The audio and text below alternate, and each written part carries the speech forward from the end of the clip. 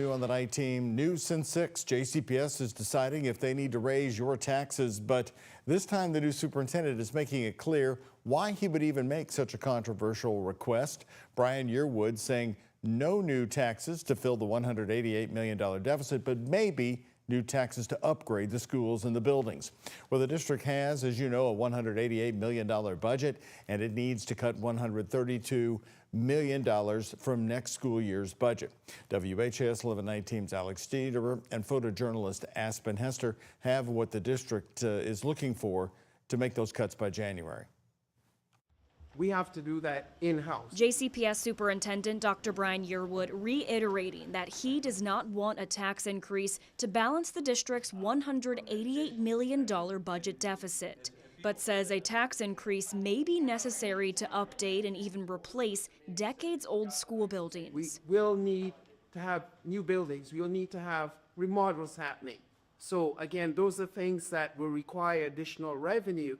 And that's where, we have to determine whether we go to the voters or not. The district has an estimated $2.5 billion in deferred maintenance across all facilities. If people don't have faith that you're spending that money properly, why would they want to give you more money? Former school board member and education consultant Sam Corbett saying the district needs to focus on regaining the community's trust. There's just no way this community is ready to raise their property tax rate, given what they perceive in many cases as the inefficiency that you have at JCPS. Do we really need a tax increase? And are there ways that we can save money without raising taxes? Louisville resident and former FBI Special Agent David Byer is on the Revenue Advisory Task Force, created in August in response to the budget deficit. I have questions about those two things. How do we get to this point?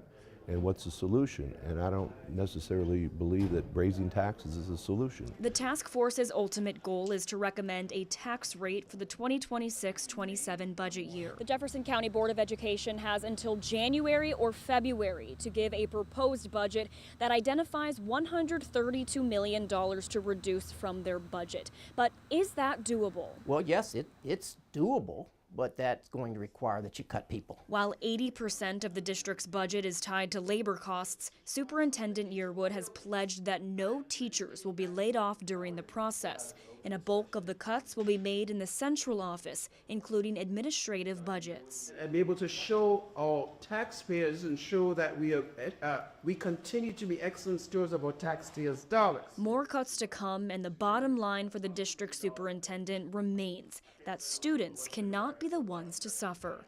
In Louisville, Alex Dieter, the WHAS 11 night team on your side.